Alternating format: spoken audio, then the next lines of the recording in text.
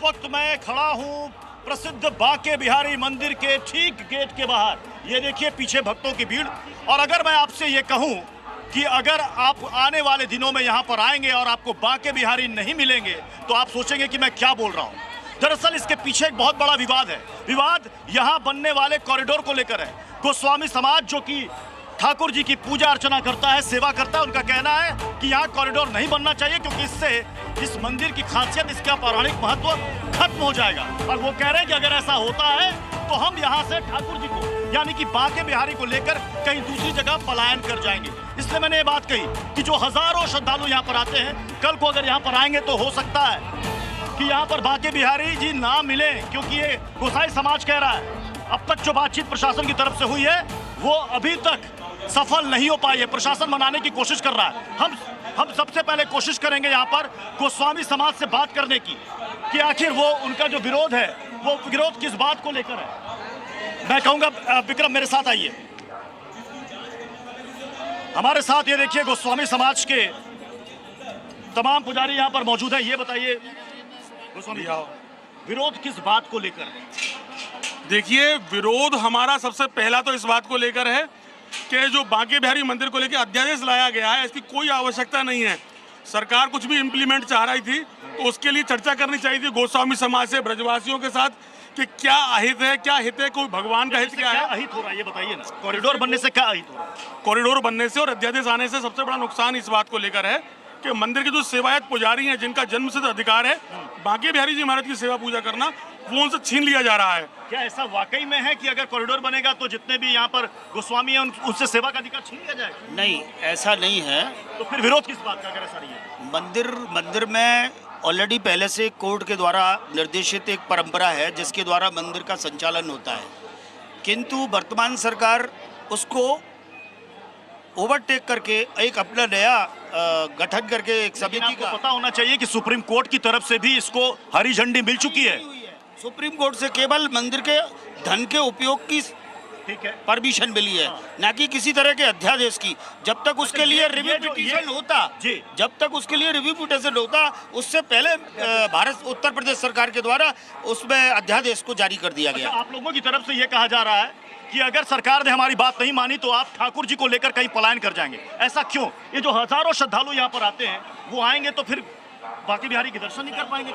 देखिए, पलायन का जो विषय आ रहा है, जब ये घर मकान ही नहीं रहेंगे, ये चौक चौबारे नहीं रहेंगे, ये गलियां नहीं रहेंगी तो वृंदावन कैसा? और जब वृंदावन नहीं तो बिहारी जी कहाँ? तो बिहारी जी को लेकर के कहाँ चले जाएंगे आप कह रहे हैं पलायन कर जाएंगे, तो यहाँ से बिहारी जी ठाकुर जी कहाँ जाएंगे? आप ये बताइए, किसी जमाने में मॉमनल लोग हिंदुस्तान में आए थे जिन्होंने मंदिरों को लूटा, क्या या सरकारी जामा पहन के और नैतिक जामा पहन के या मंदिर के कोष को लूटने का इरादा है कि मंदिर के पैसे को लगा दो? कॉरिडोर बनने से क्या लूट हो जाएगी क्या? आप ये बताइए, शास्त्र के अनुसार, सनातन धर्म के अनुसार जो व्यक्ति ब्राह्मणों की वृत्ति को छीनता है उसका क्या नतीजा होता है? कौन छीन रहा है? मुझे एक बात बताइए, कौन छीन रहा है? काशी विश्वनाथ कॉरिडोर बना, उज्जैन में महाकाल कॉरिडोर बना, क्या वहां पर किसी से कुछ अधिकार छीना गया? क्या भक्तों को दिक्कत हुई? सबके अधिकार छीने गए। अच्छा, मकान लिए गए, कुछ और कह के लिए गए, कुछ और किया। इन्होंने जो काशी जी बोलिए बोलिए आप बोलो। नहीं बोलो। मैं ठाकुर श्री बांके बिहारी जी महाराज की ओर से सभी गोस्वामी समाज ने एक खुला पत्र माननीय मुख्यमंत्री और माननीय प्रधानमंत्री के लिए श्री बिहारी जी महाराज की ओर से श्री बिहारी जी महाराज को ध्यान में रखते हुए उन्हीं का अपना वचन समझ करके प्रस्तुत करने का प्रयास करूंगा। माननीय ठाकुर श्री बांके बिहारी जी महाराज श्रीधाम वृंदावन की ओर से एक खुला पत्र, एक संक्षेप में बताइए। हाँ, संक्षेप में नहीं, 4 लाइनें सुननी पड़ेगी। माननीय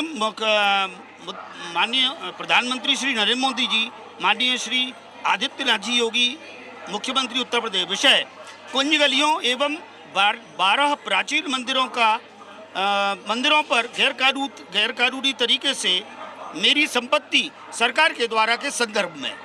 ठाकुर जी कहते हैं, इस देश के नागरिकों ने भारतीय जनता पार्टी की डबल इंजन की सरकार को इसलिए चुना कि वह सनातन धर्म की रक्षा करेगी। मंदिर सरकार के बंधन से मुक्त होंगे। किंतु यह सरकार धार्मिक स्थलों को संरक्षित न करके उन पर अपना मनमानी कानून को थोपना चाहती है। तो क्या ये बताइए कि काशी विश्वनाथ में मनमानी हो गई?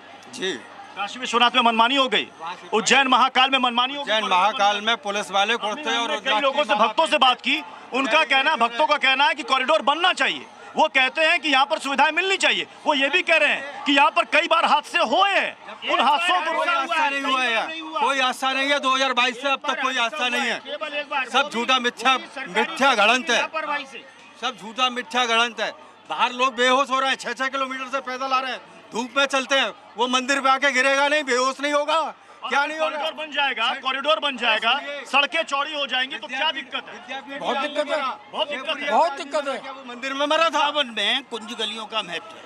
अगर वृंदावन में कुंज गलियां ही नहीं रहेंगी, यमुना में जल ही नहीं रहेगा और जहाज चलेगा यमुना में या सड़कें बन जाएं, तो उसका क्या महत्व है? Zee News.